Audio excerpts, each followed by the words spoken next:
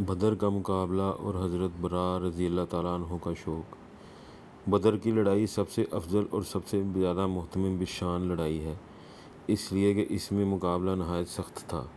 مسلمانوں کی جماعت نہایت قلیل، کل 315 آدمی تھے، جن کے پاس 3 گھوڑے، 6 یا 9 زرہیں اور 8 تلواریں تھیں، اور 70 اونٹ تھے۔ ایک ایک اونٹ پر کئی آدمی باری باری سوار ہوتے تھے، اور کفار کی جماعت 1000 کے قریب تھی، جن میں 100 گھوڑے اور 700 اونٹ اور لڑائی کا کافی سامان تھا۔ اسی وجہ سے وہ لوگ نہایت اطمینان کے ساتھ باجوں اور گانے والی عورتوں کے ساتھ میدان میں آئے۔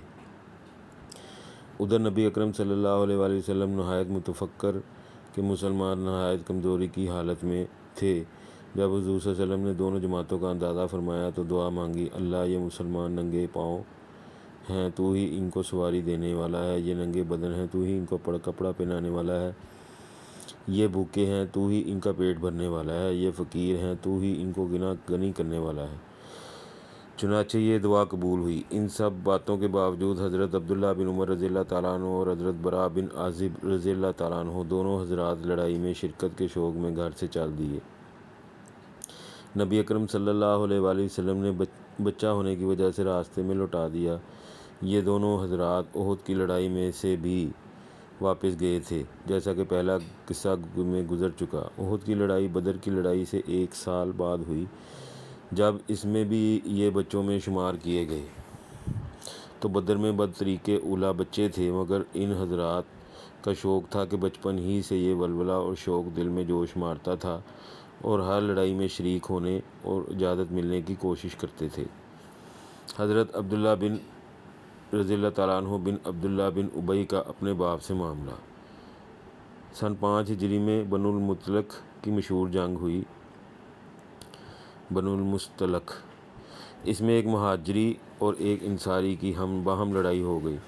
معمولی بات تھی مگر بڑھ گئی۔ ہر ایک نے اپنی اپنی قوم سے دوسرے کے خلاف مدد چاہی، اور دونوں طرف جماعتیں پیدا ہو گئیں، اور قریب تھا کہ آپس میں لڑائی کا مارکا گرم ہو جائے کہ درمیان میں بعض لوگوں نے پڑھ کر صلح کرا دی۔ عبداللہ بن ابی منافقوں کا سردار اور نہایت مشہور منافق اور مسلمانوں کا سخت مخالف تھا، مگر چونکہ اسلام ظاہر کرتا تھا اس لیے اس کے ساتھ خلاف کا برتاؤ نہ کیا جاتا تھا، اور یہی اس وقت منافقوں کے ساتھ عام برتاؤ تھا۔ اس کو جب اس قصے کی خبر ہوئی تو اس نے حضور اقدس صلی اللہ علیہ وسلم کی شان میں گستاخانہ لفظ کہے، اور اپنے دوستوں سے خطاب کر کے کہا کہ یہ سب کچھ تمہارا اپنا ہی کیا ہوا ہے۔ تم ان لوگوں کو اپنے شہروں میں ٹھکانہ دیا، اپنے مالوں کو ان کے درمیان آدھوں آدھ بانٹ لیا۔ اگر تم ان لوگوں کی مدد کرنا چھوڑ دو تو اب بھی سب چلے جائیں۔ اور یہ بھی کہا کہ خدا کی قسم ہم لوگ اگر مدینہ پہنچ گئے تو ہم عزت والے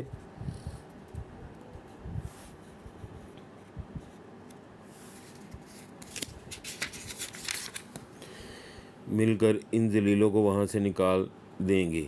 حضرت زید بن ارقم رضی اللہ تعالیٰ عنہ 9 عمر بچے تھے، وہاں موجود تھے۔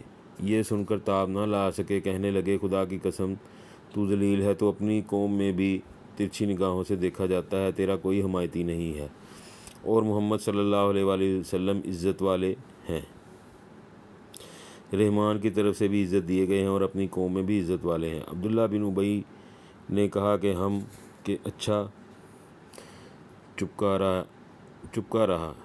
رہ، میں تو ویسے ہی مذاق کر رہا تھا۔ مگر حضرت زید رضی اللہ تعالیٰ عنہ نے جا کر حضور اقدس صلی اللہ علیہ وسلم سے نقل کر دیا۔ حضرت عمر رضی اللہ تعالیٰ عنہ نے درخواست بھی کی کہ اس کافر کی گردن اڑا دی جائے، مگر حضور صلی اللہ علیہ وسلم نے اجازت مرمت نہ فرمائی۔ عبداللہ بن ابی کو جب اس کی خبر ہوئی کہ حضور صلی اللہ علیہ وسلم تک یہ قصہ پہنچ گیا ہے تو حاضر خدمت ہو کر جھوٹی قسمیں کھانے لگا کہ میں نے ایسا کوئی لفظ نہیں کہا۔ زید رضی اللہ تعالیٰ عنہ نے جھوٹ نقل کر دیا۔